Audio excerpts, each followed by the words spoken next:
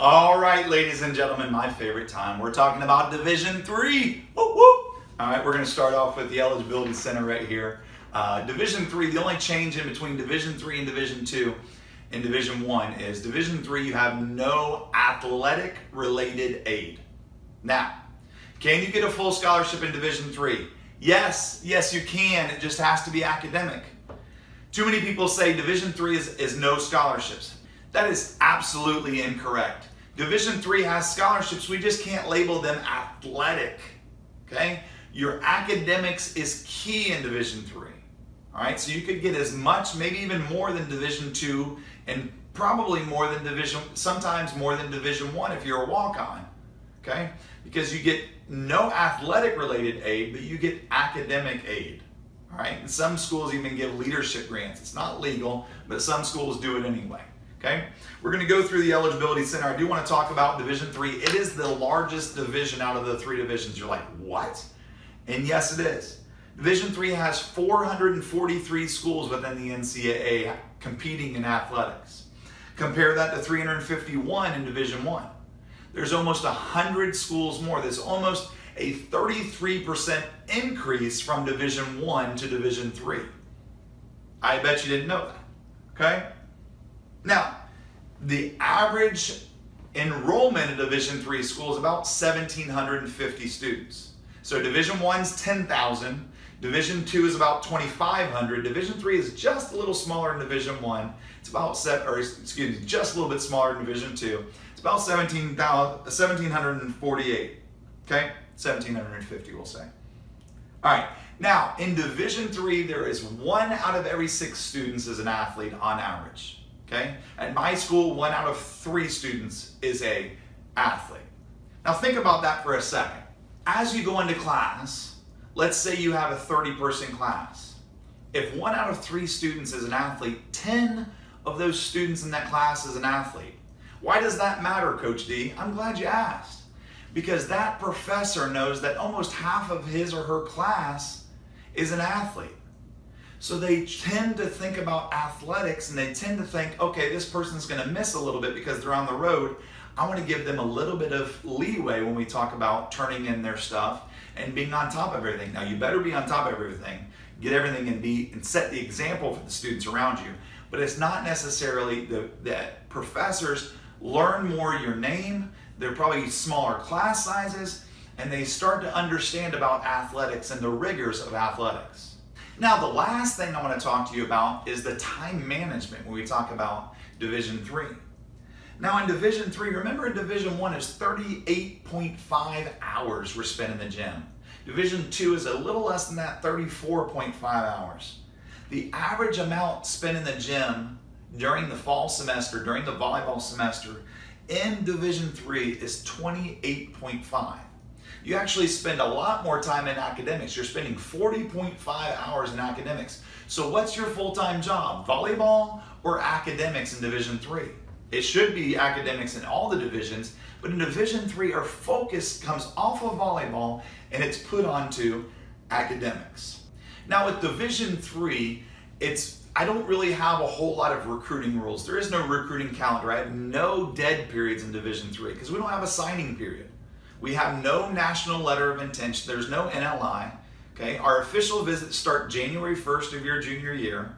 I'm allowed to have face-to-face conversations with you at events off campus after you graduate from your sophomore year. So basically, it's June 15th is the date we're kind of saying for all divisions.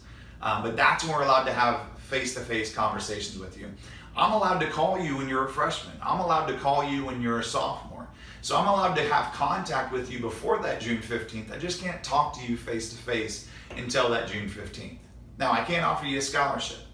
So when we talk about Division III and we talk about scholarships, what I would suggest to you is, again, get Division I and Division II out of your system. June 15th, go and see all your Division I schools. Talk to them, get their offers, and make your decision by I would say by about August 1st, and then go on your official visits to make sure your verbal commitment is a official commitment when you go on campus. And then from August 1st to about January 1st, get all your Division II stuff out of your system. Go visit officially Division II. If you're not going to Division I, You should know that by about August 1st, because the Division 1s aren't coming knocking on your door. Take a look at your Division 2s. By January 1st of your junior year, you should be committed to Division 1 or Division 2 if you're going to Division 1 or Division 2. If you're still uncommitted, you should start to open up your relationship with Division 3 and with NAIA schools and with junior colleges as well. I would probably do junior colleges about July 1st of your senior year. And you're like, Coach D, that's when you're supposed to be committed. Yes, it is.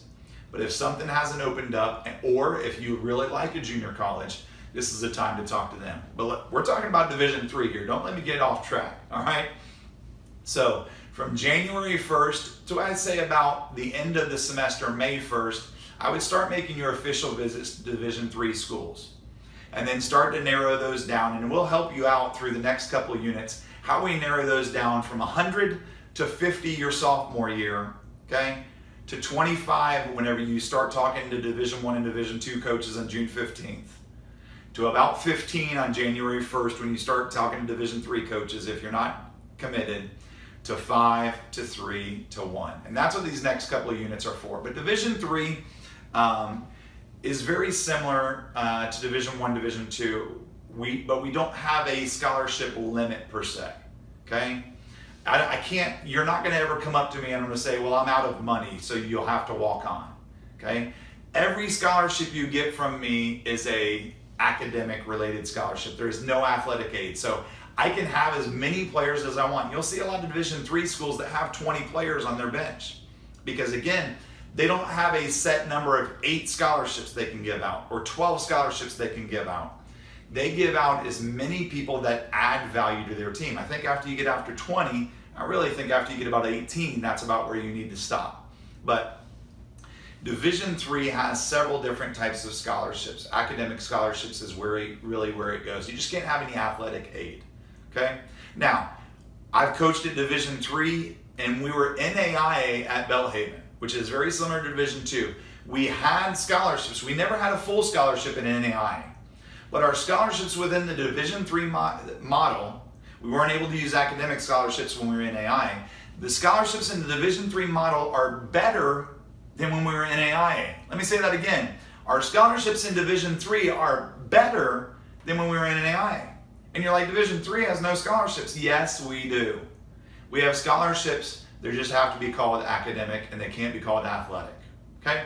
Now, let's talk about a normal day in Division 3. Summer, you won't be going to school more than likely. Okay? There will be no mandatory and pretty much no even voluntary. You need to probably do your summer workout, but that summer workout has to be voluntary. A college coach cannot call you and say, how have you been doing on your summer workout? That is illegal in NCAA Division 3. It has to be voluntary whenever you are outside of your competition sessions, okay? Now, when you get to school, let's say in season week, we have every Sunday off, but every Monday through Saturday we have practices. Monday you would go to your school, you go to your classes from 8 to 12, have lunch at 12. All of our girls go home and take a nap. It's almost every one of them go take a nap for like 2 hours, okay?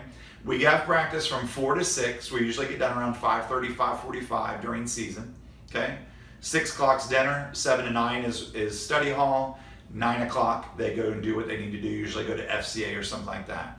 Tuesday morning we have weights, 7 to 8 during season, 8 o'clock to 12 o'clock, or 8 o'clock for us, 8 to 11 is classes, 11 o'clock is chapel, 12 o'clock is lunch, 1 to 4 is lab, and then we usually start practice around 4:15 to 6 is our practice, dinner, study. Wednesday, 8 to 12 class, 4 to 6 practice. Thursday, 7 to 8 weights, 8 to 12 class, 1 to 4 lab, 4 to 6 practice. And then on Friday, if we're playing at home, it's 8 to 12 class. We get on the court with serve and pass at 5, pregame at 6, match at 7 to 9. The girls take a shower, usually go home and take a nap or go home to sleep, or they go out to a party or they go have some fun. Saturday morning, get up and go to lunch a little early at 11. 12 o'clock serve and pass, 1 o'clock pregame, 2 to 4 match, 4 o'clock go get showered, and then go to have a social life. Very similar to Division 1 and Division 2, okay? Division 3, when we travel, again, most of our travel is within a set area. For us, we have to travel 14 hours is our longest one, but all of our other ones are within 8 hours. We have one school that's 14 hours away. I hate going there and they hate coming to us, but they have a great team with a great coach. But anyway, so when we talk about traveling, we usually leave on Friday morning, travel on a 40-passenger bus, get over serve and pass at 5, 6 o'clock pregame, 7 to 9 match, 9 o'clock shower, post-game meal, travel to the next school, which is probably 3 hours away, get there about 1 a.m., sleep until about 9, have breakfast from 9:30 to 10, 10 to about 11 is study hall, 11 is pregame meal, 12 o'clock serve and pass, 1 o'clock pregame, 2 to 4 match, 4 o'clock shower, post-game meal, get on the road, get home around midnight. So it's very similar to Division 1, Division 2. The difference that comes between Division 1, Division 2, and Division 3 is in our non-competition season. During the off season in Division 3, we are allowed to have 16 dates of practice. That's 16 days of practice. We can't have more than 4 a week over a 5-week period. So during January and February, when you're busting your butt in Division 1 and Division 2, we are not allowed to have practice. I am not allowed to require weights. I'm not allowed to require open gyms. But again, if you want to play volleyball, you're gonna work, okay? You love the sport of volleyball, you're gonna get in the gym. Most Division 3 schools have open gyms. Most Division 3 schools have more weights in the off season than they do in the regular season. We have voluntary weights 3 days a week during the off season. We have no practices in the afternoon, and our girls usually have open gyms 2 times a week, okay? So this lends in Division 3 for you to spend a lot of time on your schoolwork and spend a lot of time maybe getting a job. It allows you to have a life outside of volleyball. Again, it's not a good thing or a bad thing, it just allows you to do that. Usually we start about March 1st and we go through the middle of April. We have about 5 weeks that we work. We have 1 week off for spring break. We have 3 practices a week for 5 weeks. That's 15 practices. And we're only allowed to have 1 play day during the spring. And then as soon as that play day is done, on April 14th, we are off until August. So in Division 3, there's a lot less strenuousness on practicing and things like that. So a normal week during the spring is Monday, nothing volleyball. Okay? Monday, you'll have a voluntary workout in the morning from 7 to 8. You go to your classes 8 to 12, and then you have the whole afternoon to yourself. During our competition time during those 5 weeks, Tuesday, no weights, 8 to 12 class, practice 4 to 6. We might have a half-hour positional training before that. Wednesday, weights 7 to 8, practice 4 to 6. Thursday, no weights, 4 to 6 practice, 2 hours a day. Friday, 7 to 8 weights, nothing else. The whole weekend is yours. We're not traveling for the weekend. So it's a little bit less strenuous in Division 3. I hope that helps you to narrow down Division 1, 2, and 3 in the NCAA. It gives you a little bit more information about where you fit and what a normal day looks like within the NCAA. Now, we're going to discuss NAIA and National Junior College Athletic Association next. There's not a whole lot of rules in the NAIA, but I'm going to tell you all about it here in this next chapter. I hope you learned a little bit about Division 3. I hope you come and play personally. But again, go to the right school for you and the right fit for you. Thanks for listening. God bless. Good luck. Thanks.